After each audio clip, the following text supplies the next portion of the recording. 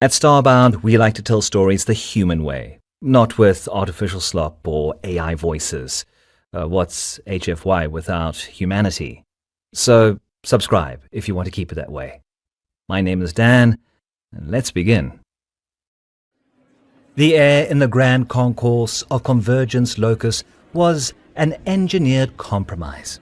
It carried the sharp scent of incandescent minerals favored by the Jinshi, the humid loamy scent of hydroponic mosses for the moisture-dependent Isgar, and a baseline oxygen-nitrogen mix just thin enough to leave a human slightly lightheaded over time. It was the scent of diplomacy, a solution that addressed the core needs of all, yet left each species slightly wanting. Captain Zoya Kozlov took a small, deliberate sip from her flute of sparkling Kailari nectar, the liquid shimmering silver colloid. It tasted like cold static and regret. Around her, the first Joint Fleet Command summit mingled in a mosaic of species and uniforms. Tall, willowy Kailari with their smooth, riverstone grey skin conversed in modulated, harmonized tones. Hulking Rethnul officers, their four arms moving with startling independence, their segmented armor polished to a mirror sheen, and communicated in a series of percussive clicks. It was a monument to a new era of galactic cooperation, a fragile peace built on shared threats and hard-won treaties. And Zoya felt like a zookeeper at a party for the animals. Captain Kozlov. The voice was a low thrum of harmonized tones. Kailari Fleet Admiral Ainthel approached, his tall, slender frame unfolding with a liquid quality that defied the joints within. His dark grey skin was like water-smoothed stone. I trust the summit meets your cultural expectations for such an event. Zoya offered a calibrated smile, the corners of her mouth lifting just so.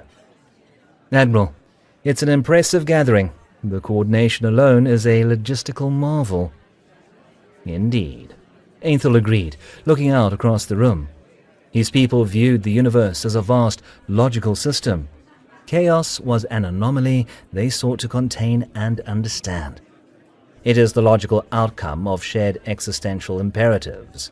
I have been meaning to query you on a matter of cultural taxonomy, if you would permit the indulgence. Of course, Zoya said. A familiar line of questioning was coming. It was a common enough question from species who named their vessels with alphanumeric designators or after lofty concepts like indomitable logic or harmonious calculation. Your fleet's nomenclature, Ainthel began, the harmonics in his voice sharpening. I have cross-referenced the names in your public registry. Leviathan, Behemoth, Tiamat. Your own command, the IHS Kraken. Your historical data archives classify these figures as monsters, creatures of destruction, chaos, and primordial dread.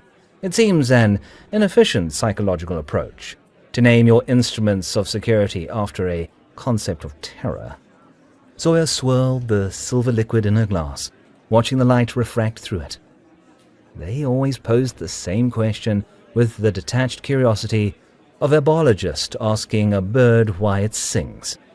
To them, it was a quaint, theoretical flaw in an otherwise pragmatic species. Tradition, Admiral, she replied, her voice low and even. It reminds us that some things in the dark are worth fearing. Ainthel considered this. He lifted a long, three-fingered hand, palm up. A poetic sentiment, but fear is an inhibitor. It corrodes performance. We Kailari build our strategies on logic alone, seeking to eliminate such emotional variables. We believe it's a useful tool, Zoya countered, her gaze steady. Fear teaches you respect. For a hot surface, after a single touch, for the drop at a cliff's edge. Our ancestors learned that lesson over millions of years as prey in the dark. We see every reason to remember it, especially now that our dark has grown. An interesting philosophy, Ainthel conceded. A subtle tremor passed through his frame. He opened his mouth for a logical rebuttal when a soft chime echoed through the concourse. An aide, a junior Kailari officer, approached the Admiral and spoke in a hushed melody. Aenthel's posture became rigid, his fluid composure vanishing. The subtle harmonics in his presence went flat. He gave Zoya a curt, formal nod. "You must excuse me, Captain. A fleet matter requires my attention." He turned and strode away, his aide trailing in his wake. Zoya watched him go, then drained the rest of her glass. The drink's cold static felt appropriate. A small disruption in the summit's grand, harmonious equation. A variable that needed solving. The official report, disseminated to the assembled commanders the following day, was a stream of passive voice clauses and technical acronyms. A coalition patrol scout, the Swift Glance, went silent, having missed its scheduled check-in. Its last known position was near a recently charted trinary star system designated C919, its primary feature an unusually large, stable gravity sink on its periphery. They officially listed the ship as communications overdue, presumed navigational casualty. Within minutes, the consensus in the Coalition Command Hub formed. The Swift Glance, a lightweight vessel, had likely miscalculated the anomaly's gravitational gradient and strayed too close. A tragic but mundane accident. They logged the region as a navigational hazard, updated the star charts with a stern-worded warning, and assigned a dedicated science vessel, the Inquisitive Mind, to deploy a sensor picket and study the phenomenon from a safe distance. It was a neat, tidy solution. They identified and contained the variable. They balanced the equation once more. In a temporary quarters, overlooking the station's shimmering central axis, the official briefing played on Zoya Kozlov's private terminal. The Kailari Science Minister's melodic explanation detailed gravimetric lensing and rogue singularities. The explanation laid out the physics with cold clarity, and a cold certainty settled in her gut. The explanation was wrong.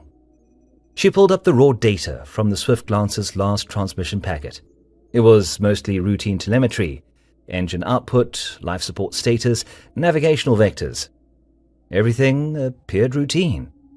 But the last millisecond before the signal cut out held a burst of sensor noise, a scramble of data that the Coalition's automated systems have flagged as simple signal degradation.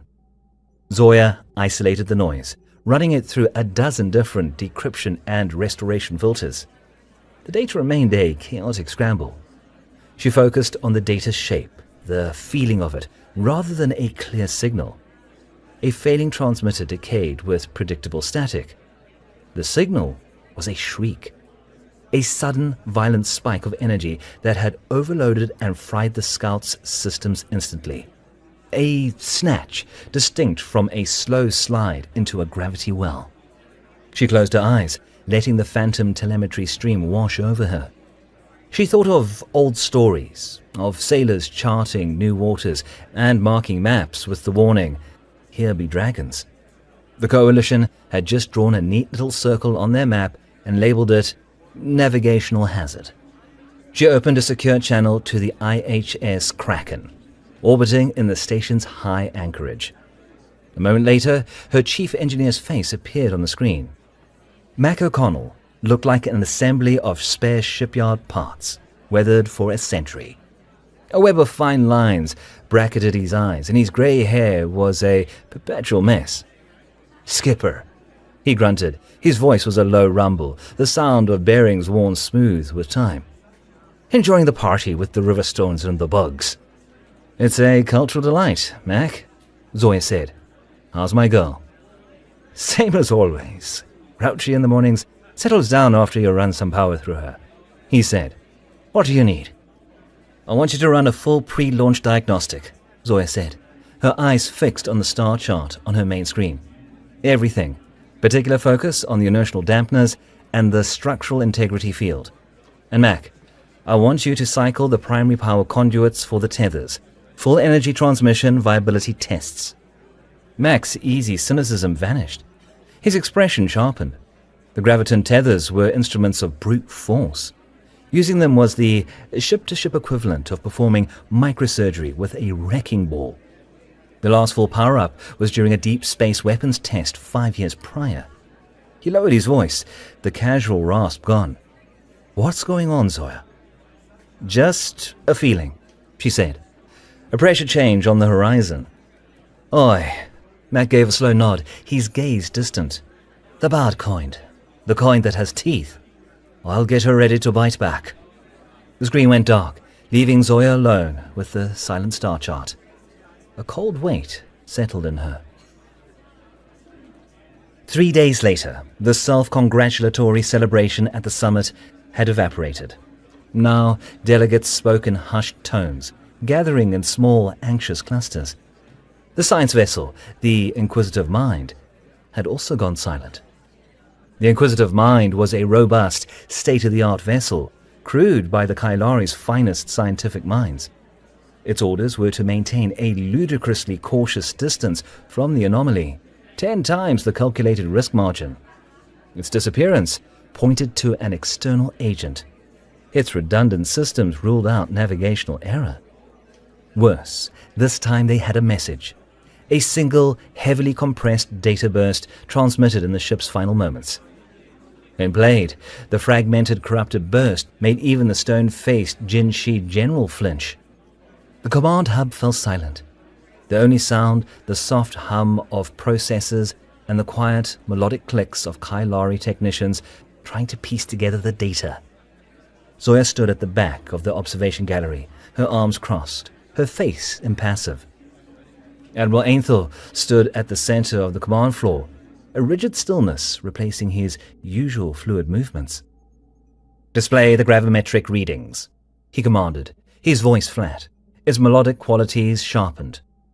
A holographic display shimmered to life in the center of the room. It showed the Inquisitive Mind as a simple green icon against the black of space. Then a distortion appeared nearby.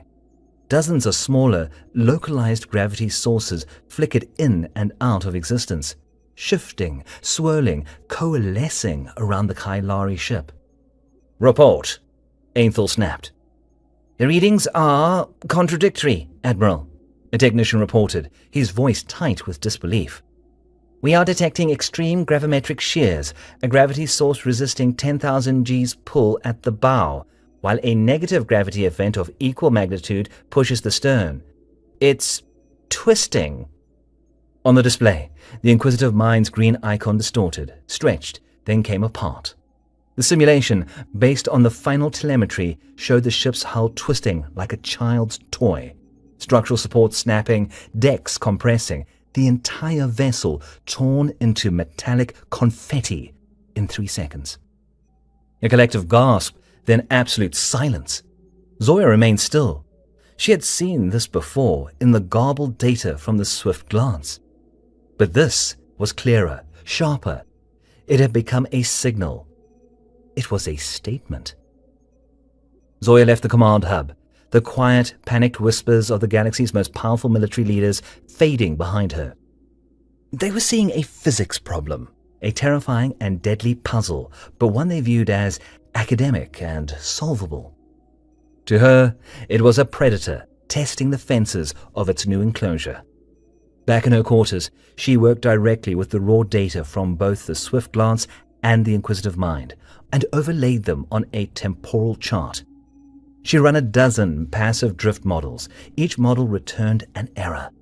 The numbers only reconciled if she modeled the anomaly as a moving object with a propulsion signature instead of a place. The two incidents snapped into a clever vector. A straight line pointing from the outer edge of the C919 system directly toward the galactic plane, toward the richer, brighter, more populated star lanes. It was a hunting path. She patched through to Mac again.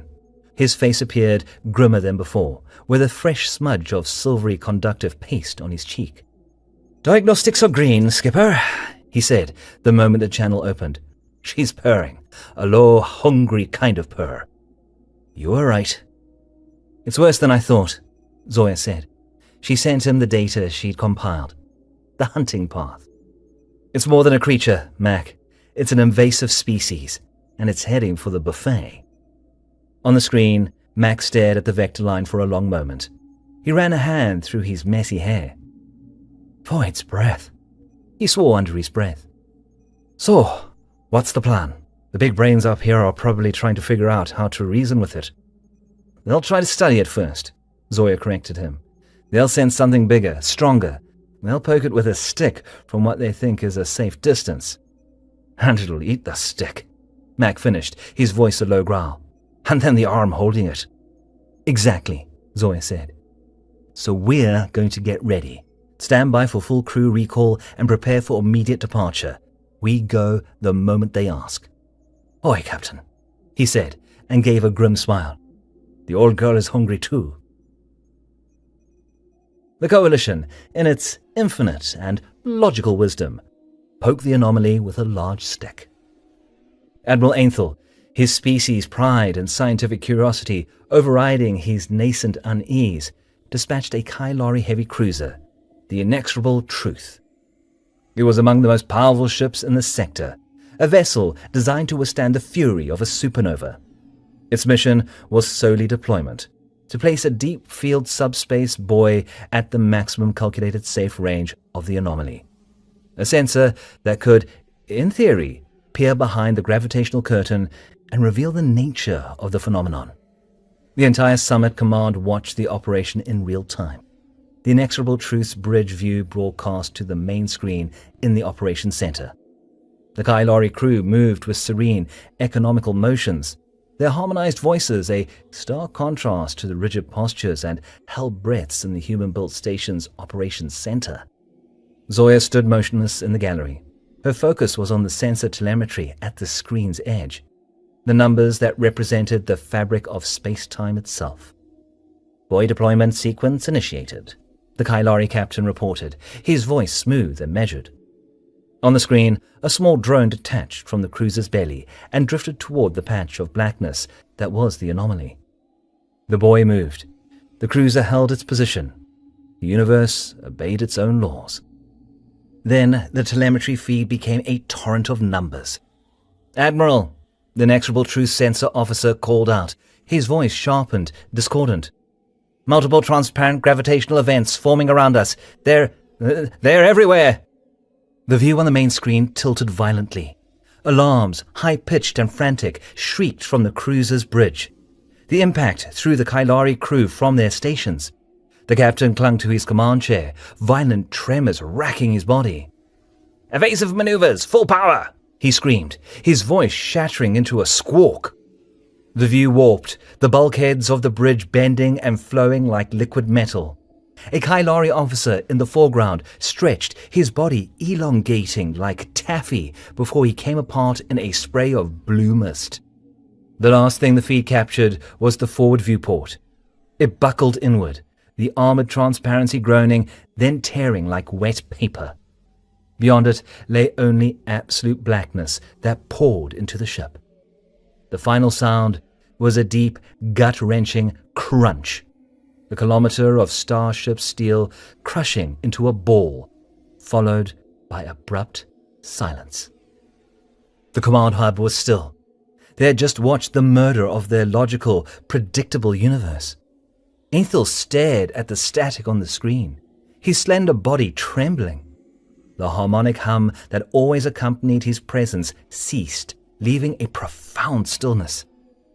Into the silence, Zoya Kozlov spoke, her voice sharp and unwavering. She stepped forward from the gallery, her boots echoing on the deck. Every delegate turned to her, the lone human commander in a room full of galactic titans who now stood frozen. Admirals, she said, her voice ringing with an authority that cut through the summit's polite debates. The entity is a predator. It is actively hunting. Your scans, your theories, your long-range buoys are useless. You're trying to measure a shark by throwing bath toys at it. She paused, letting her words sink into the quiet. I am formally requesting permission to deploy the interdictive heavy ship Kraken, she declared, meeting Ainthel's gaze. My orders will be to hunt and engage the entity, to put a leash on it, or to put it down. The emergency council meeting began. The initial shock had given way to a cacophony of proposals. A Jinshi general suggested vitrifying the entire C-919 system with planet cracker torpedoes. A Renthal commander argued for a full fleet retreat to fortify their home systems. They were all shouting, all terrified, all proposing solutions based on conventional warfare against an enemy that ignored every known rule of engagement. In the midst of the chaos, Zoya's request came to the floor. Schematics of the IHS Kraken were projected onto the central holotable. While the Kailari favored sleek, blade-like designs and the Jinshi built geometric hulls, the Kraken was an ugly, brutalist monstrosity. A dense block of scarred grey armor, it bristled with strange heavy-duty emitters and massive grappling arms. It was less a warship and more a piece of weaponized industrial mining equipment. "Captain Kozlov," Ainthel said, in a strained voice, but regaining some of its formal cadence. "We have reviewed your vessel's specifications.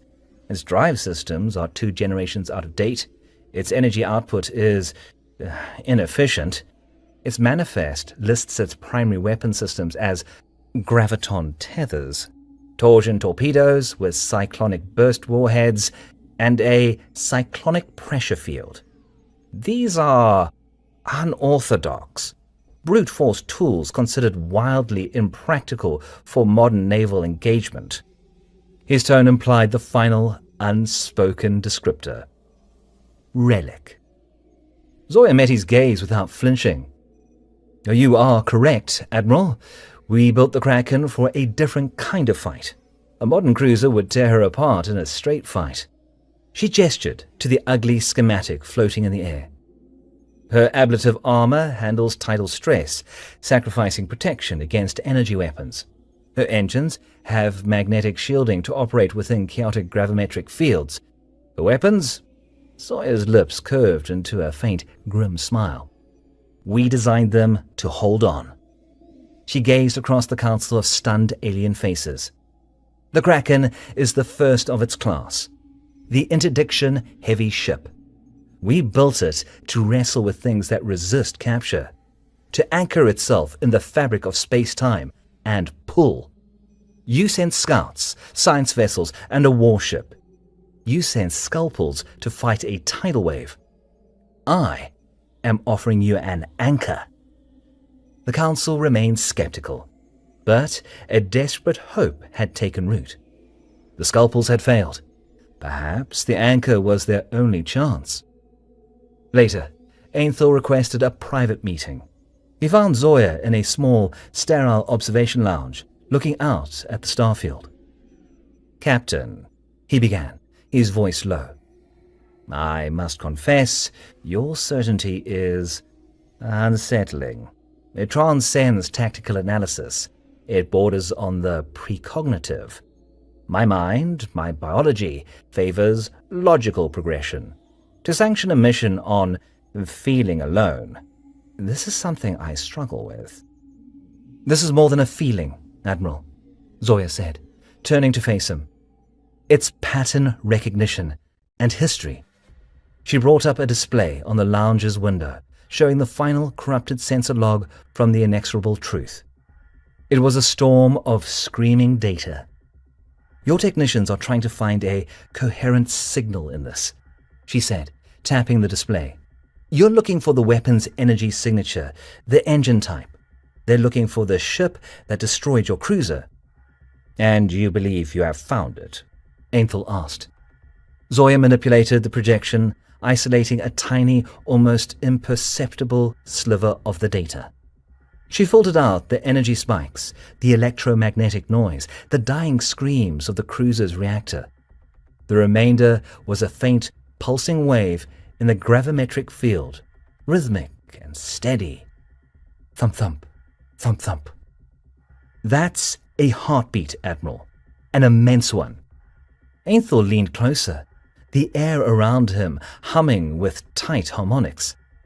"It's a gravimetric echo," he countered, his logic seizing on a plausible alternative. "A stable pulse from matter collapsing at a regular interval." "A stable pulse would be consistent," Kozlov said, her voice patient. She then overlaid the data from the final seconds of the attack. The pulse, the steady thump-thump, sped up. It became a frantic, rapid pounding. Thump, thump, thump, thump. "The pulse rate increased when it fed, Admiral," she said, her voice dropping to a near whisper. "A stable echo would remain constant." Ainthel stared at the screen, at the undeniable biological rhythm hidden within the physics. His logical framework, the foundation of his Kylari mind, cracked. He was staring at the vital signs of a god or a demon. They were facing a leviathan. Just then, a priority alert flashed on the lounge display. A deep space listening post on the far edge of the system, their outermost sentry, had just gone silent. The monster was moving closer. The sanction came less than an hour later. The Council, now unified, granted Captain Kozlov full operational command. She would go alone. They would risk only a single ship against the unknown. Ainthel gave the official order, his voice tight. "Proceed, Captain Kozlov," he said. "And may your traditions serve you well." While the Coalition ships detached in elegant silence, the IHS Kraken left Convergence Locus with the groan and shudder of immense machinery coming to life. Thrusters fired with a guttural roar, pushing the brutalist block of metal away from the delicate station. To the watching fleets, it looked less like a ship departing and more like a mountain reluctantly shoved into the darkness. Ugly, ponderous, a stubborn, immovable mass. On the bridge of the Kraken, quiet focus replaced the station's panic. The crew moved with purpose, no gesture wasted. "All stations report green for departure, Captain," Lieutenant Bao Lam announced from the tactical station. He was young, his face still holding the eager sharpness of a top-of-his-class academy graduate. This was his first deep space deployment, and awe shone behind the professional focus in his eyes. "Course laid in to the last known coordinates of the inexorable truth. We are go on your mark." "Mark," Zoya said, her eyes fixed on the forward view screen, where the star field awaited. "Mac, how are we feeling down there?" she asked over the ship-wide comm. "Like a reactor brought to critical after a cold start," Mac rumbled back. "The reactor is humming a happy tune, and the integrity field is solid enough to use as a dinner plate. Just point us at the bastard." Zoya smiled to herself. "Understood, Chief. Lieutenant Lamb, take us out, and let's be quiet about it." The Kraken slid into the black, its unconventional drive emitting a low-frequency hum that registered below the threshold of standard sensors. They were a hunter moving into position. The journey to the anomaly took 3 hours. The ship hummed around them, a constant, reassuring presence. As they neared the coordinates, the fabric of the vessel felt wrong. "Captain," Lamb reported, his voice a notch higher than before. He kept rubbing his temples, a nervous tic Zoya noted for the first time. "The long-range sensors are degrading. The data is getting thick, muffled. It's like shouting into a thick fog." "Subspace interference?" Zoya asked. "Negative," Lamb replied, his fingers tapping a rapid sequence across his console. "Subspace is clear. The fabric of space-time itself feels dense, dampened. I've never seen a reading like this." A patch of absolute matte black now dominated the forward view screen. Once a brilliant tapestry of stars, it was an absence more profound than any shadow, a hole in reality that occluded the stars behind it. "We're here," Zoya said, her voice a low murmur. The bridge was silent, every crew member staring at the void ahead. "Helm, all stop. Mac, bring the main reactor to 90% and stand by to divert all auxiliary power to the structural field and inertial dampeners." "Oi, skipper, power is standing by," Mac replied, his voice tight and ready.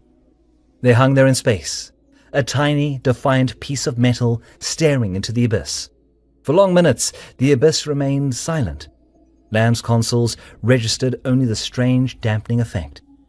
Then a single, localized gravity well bloomed off the port bow, a silent, invisible vortex in space. Lamb's consoles screamed a proximity alert. "Gravimetric event, bearing 090 port side. Captain, it's got us." A force that resisted inertia threw the entire ship sideways. A deep, groaning protest ripped through the Kraken's hull. Red lights flashed across the bridge, and alarms blared. Zoya held her command chair, her posture rigid. She gripped the armrest so hard her fingers ached, but her voice was steady. "Steady!" she commanded, cutting through the rising panic. "Helm, yield to it, match vector and hold your attitude. Mac, give me inertial stabilizers, full power." "Diverting power now," Mac yelled over the comm, punctuated by the shriek of protesting metal in the background. "The field is holding, but the strain is critical. It feels like the whole universe is trying to pull us apart at the seams." In engineering, Mac O'Connell, his face slick with sweat, hobbled across the vibrating deck plates. His limp more pronounced under the unnatural strain. The air was hot and carried the acrid bite of vaporized conductive gel. The low, happy hum of the reactor had become a high-pitched, agonized whine. "Report!" he barked at a young ensign struggling to stay at his console as the deck tilted beneath him. "Portside structure integrity is fluctuating, Chief, down to 70%. The gravimetric shear is concentrating on frame 9 alpha. "Damn it," Max swore, grabbing a heavy wrench from a wall mount. He moved to a massive power conduit junction, sparks showering from a stressed connection point. "Manual override," he shouted into his comlink headset. "I'm physically coupling the primary and secondary plasma feeds. It's going to get bumpy." He jammed the wrench into the override socket and threw his entire body weight against it. With a groan of tortured metal, a thick, armored plate slid back, revealing a glowing, pulsing artery of energy. The heat was immense, searing his eyebrows. Safety warnings blared as he grabbed a thick, insulated coupling cable and, with a grunt of exertion, slammed it into the exposed junction. A massive surge of power flooded the system. The ship shuddered, a violent vibration that threw the young ensign from his chair. The lights flickered, died, then came back on, brighter than before. "Structural integrity is back to 98%, the ensign yelled, scrambling back to his post. "She's holding!" Mac leaned against the bulkhead, his chest heaving. He patted the warm metal of the conduit junction. "Atta girl," he wheezed. "Knew you had it in you." Back on the bridge, the ship had stabilized, though the immense grinding pressure was a constant, tangible presence. "Captain," Lamb called out, his voice tight. His console, once a sea of red alerts, was now showing a single, focused point of data. "The dampening field is gone. The event, it's localized. It's coalescing around the gravity source. I have a lock on its epicenter." Zoya leaned forward, her eyes fixed on Lamb's display. It showed the creature as a tightly woven knot of gravitational forces, a dense, complex storm in the fabric of space. And at its heart, the faint, steady pulse of its heartbeat. "It has us," Zoya said, her expression hardening. "It thinks we're just another meal, caught in the net." She straightened up. "Tactical, target the epicenter, fire the tethers, set the hooks." "Aye, Captain," Lamb acknowledged, keying in the sequence with deft movements across his panel. "Tethers armed and ready. Firing solution locked." On the Kraken's dorsal spine, massive armored hatches slid open. Where other ships carried missile tubes or cannon barrels, the Kraken had colossal launch mechanisms, each holding a harpoon the size of a fighter jet. "Fire!" Zoya ordered. With a deep, mechanical thump that resonated through the entire ship, the first tether launched. A magnetic accelerator propelled it, a silent projectile that shot out into the darkness, trailing a thick, shimmering cable. It flew directly toward the heart of the gravitational chaos and vanished into the blackness. A moment later, Lamb's console flashed green. "Tether 1 is anchored," he shouted. "Emitter online. Captain, it's working. We have a positive graviton link. We're pushing back." "Fire Tether 2, Zoya commanded. The second harpoon launched, anchoring on the opposite side of the entity. Now, the Kraken was pulling back, actively resisting the pull. The ship, designed for this exact moment, strained against the invisible forces, its own powerful graviton emitters creating an artificial gravity well to counteract the creature's own. It was a tug of war on a cosmic scale. The creature, whatever it was, seemed to notice the change. It reacted with a direct escalation of force. The pull intensified tenfold. The hull of the Kraken screamed, a continuous, high-pitched shriek of stressed metal. On the bridge, a power relay behind Lamb's console exploded in a shower of white-hot sparks.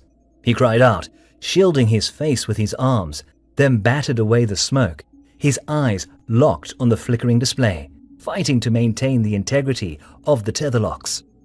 "Structural integrity is critical," Mac roared over the comm, strained and breathless. "The engines are redlining, just trying to keep it from ripping us in half. I have no more power to give you, Zoya.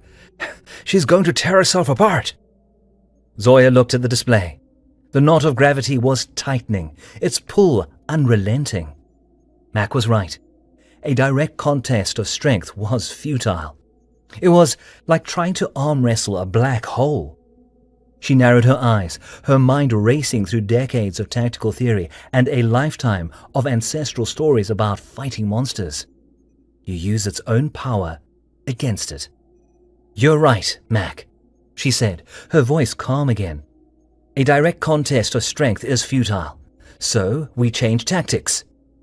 A new, dangerous idea was forming in her mind. A desperate gamble based on a weapon system applied to a new, desperate purpose. "We punch," she said. She turned to her tactical officer. "Lamb, lock onto the creature's gravimetric pulse, its heartbeat. I need a real-time analysis of the cycle I found in the Truth's logs." "Working on it, Captain," Lamb said, his face smudged with soot, his fingers tapping at his console. "It's chaotic, but there is a base cycle. I have it. It's low, subsonic." "Good," Zoya said. "Now, access the specs for our torsion torpedoes. The cyclonic pressure field. Can you channel a focused shear wave to disrupt that specific cycle?" Lamb understood, his eyes widening. "Theoretically, yes. A targeted gravimetric shear, timed to hit between the pulses. It would be like inducing fibrillation in its core. But Captain, the torpedoes are projectile weapons. We can't fire them while the tethers are active." "We're sending the pulse right down the tether conduits," Zoya said, a grim smile on her face. "Mac." "I hear you, Skipper," Mac crackled back. "You want to turn our tow cables into shock paddles? It's crazy. It might overload every system on the ship. I love it. Tell the kid what you need." "Work with him, Mac," Zoya ordered. "I want to send that pulse directly down the graviton emitters. A focused, direct punch right to the monster's core. On my mark." For the next 30 seconds, Lamb and Mac spoke in rapid-fire shorthand of power ratings, frequency modulations, and energy capacitance. The entire ship held its breath, straining against the creature's immense pull while its crew rewired its heart for a single, desperate blow. "The sequence is loaded, Captain," Lamb reported, his breathing heavy. "The tethers are primed to carry the pulse.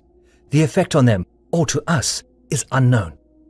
Zoya looked at the blackness on the view screen, the invisible enemy that was crushing them.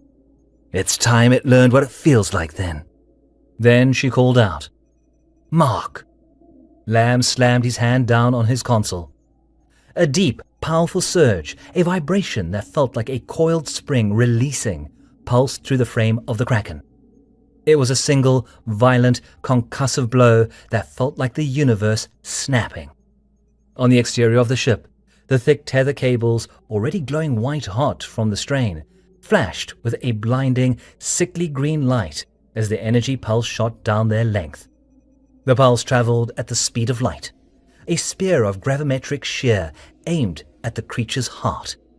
For a moment, the strain continued unabated.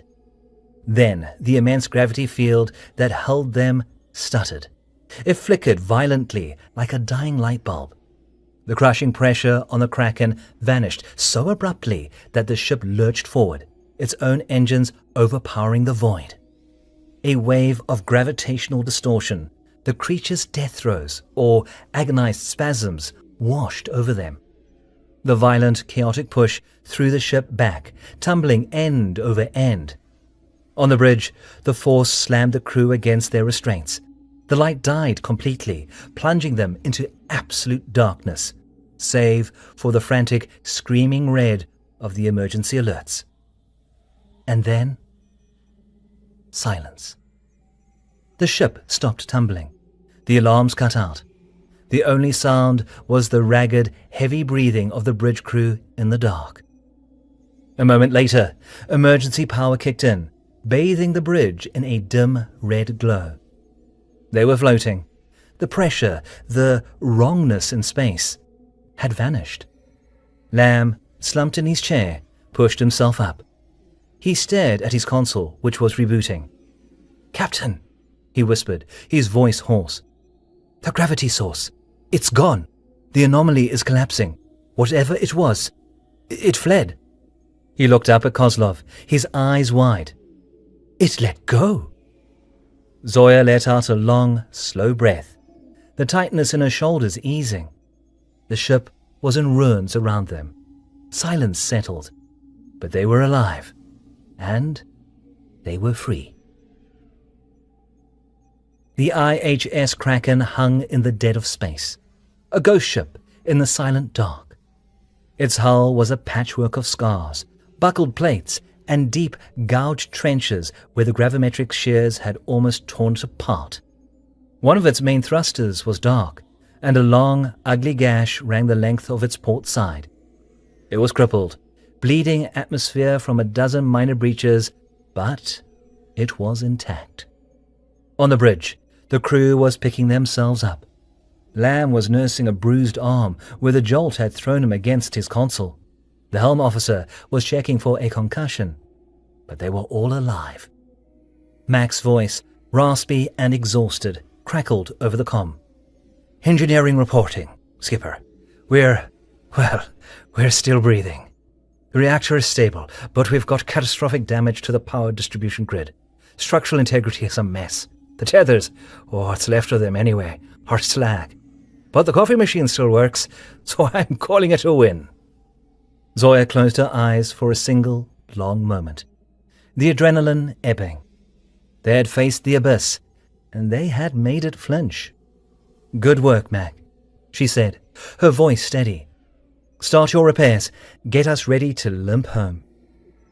The journey back to Convergence Locus was slow and painful. With their main drive damaged, the Kraken crawled through space at a fraction of its already unimpressive top speed. Repair drones and crew in EVA suits swarmed over the hull, a desperate, frantic effort to patch the worst of the wounds. When they arrived, the entire coalition fleet was there, hanging in silent formation. They had expected to be collecting wreckage. Instead, the human ship appeared battered, broken, but whole. As the Kraken moved ponderously towards its docking cradle, every vessel, from the smallest Kylari cruiser to the largest Rethnul dreadnought, turned to face it. A profound, awed silence greeted them. A silent salute from a dozen warrior species to the ugly, obsolete ship that had gone into the dark and returned. Later, after they filed the official debriefings and their initial repair assessments were made, Zoya Kozlov stood in the same observation lounge where she had spoken to Ainthel. She looked past the stars to her ship.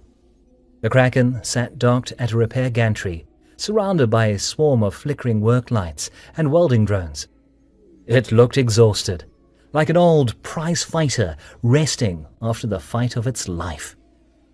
Soft, harmonic footsteps approached. and she kept her gaze fixed on her ship. Fleet Admiral Ainthel came to a stop beside her, his tall frame silhouetted against the station's lights. The harmonic hum of his presence had softened to a low, contemplative tone, like the sound of a distant bell after a storm.